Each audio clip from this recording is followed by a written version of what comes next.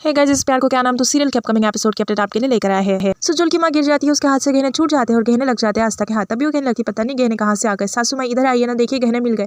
तभी सारे परिवार वाले वहाँ पर आ जाते हैं और फिर सुजल की माँ को लेकर आते हैं यहाँ पर, उससे मरम पट्टी की जाती है। आस्था कहने लगती है सासू माँ मेरा यकीन मानी, मैंने गहने मंदिर में ही रखे थे। तभी वो कहने लगती मंदिर में रखे थे तो फिर आंगन में क्या कर रहे थे, तुम नहीं लापरवाही की होंगी।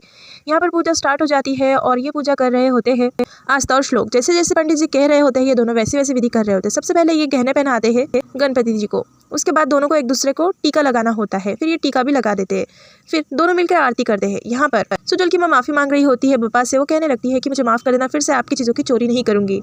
अंजलि कहने लगती है कि अब तुम सब में प्रसाद बांट दो, और हाँ तुम्हारी माँ ने वाकई में बहुत अच्छे गहने भिजवाए थे, मैं ही उनको कॉल करके धन्यवाद कहती हूँ। तभी वो कहने लगती है मैं कह दूंगी। तभी वो कहने लगती है कि नहीं मैं ही कह देती हूँ।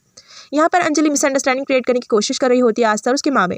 यहाँ पर हमें दिखाया जाएगा आस्था सभी को प्रसाद दे रही होती है। अंजलि कहने लगती है कि वाकई में आपने बहुत अच्छे गहने भेजे थे, हमारी परंपरा के अनुसार चलने के लिए बहुत बहुत धन्यवाद, आप देर से सही लेकिन सीख रही है। तभी वो कहने लगती है मैंने तो गहने नहीं भिजवाए। तभी वो कहने लगती है अच्छा आपके गैर हाजिरी में अदुत जी यहाँ पर आए थे और उन्होंने गहने देकर गए, ये लो आस्था से बात करो। तभी आस्था बात करने लगती है, उसकी माँ कहने लगती है कि तूने मुझे बताया नहीं कि तूने गहने मंगवाए थे।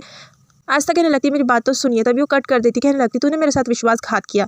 यहाँ पर आस्था आती है अपने कमरे में और कहने लगती है माँ को गलतफहमी हो गई है, मुझे कॉल करना पड़ेगा। कॉल करती है तो उसकी माँ कॉल कट कर रही होती है। आस्था बहुत परेशान होती है, तभी अपने आप को मिरर में देख रही होती है कि उसने हल्दी कुमकुम लगाया उसके माथे पर। तभी वहाँ पर श्लोक आ जाता है और कहने लगता है क्या कर रही हूँ यहाँ पर खड़े खड़े खुद को निहार रही हो क्या आईने में, वाकई में इतनी भी अच्छी नहीं लगती तुम जितनी समझ रही हो खुद को।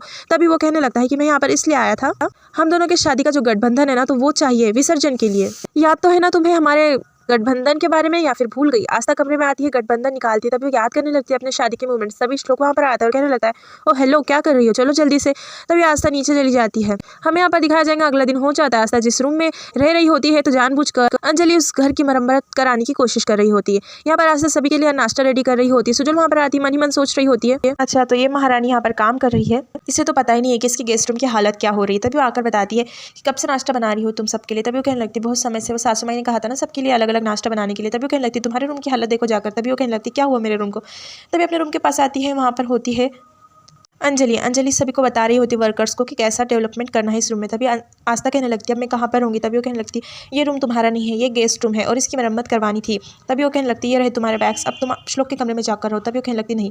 यहाँ पर हमें दिखाया जाएगा वरद जो होता है वैलेंटाइंस डे के लिए प्लान कर रहा होता है किसी को सरप्राइज देने के लिए।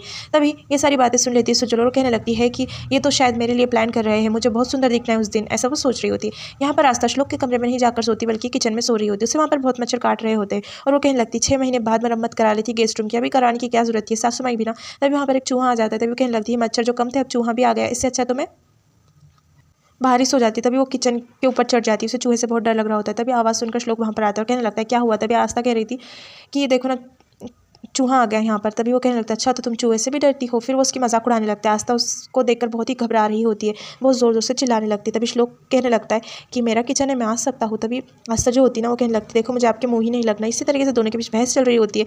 फिर श्लोक जो होता है आस्था बहुत चिल्ला रही होती है इसलिए उसे उठाकर लेकर चला जाता है। तभी वो कहने लगती है कि आप मुझे इस तरीके से नहीं ला सकते, छोड़िए मुझे। तभी वो कहने लगता है अच्छा तुम्हें बच्चा हो तो बच्चा, ऊपर से तुम्हारी सारी बातें भी सुनो। यहाँ पर हमें दिखाया जाएगा अंजलि जो होती है साहिब के पैर दबा रही होती है। साहिब कहने लगते हैं वाकई में आज मुझे बहुत खुशी हो रही है कि आप जिस तरीके से श्लोक और आस्था को एक करवाने की कोशिश कर रही है।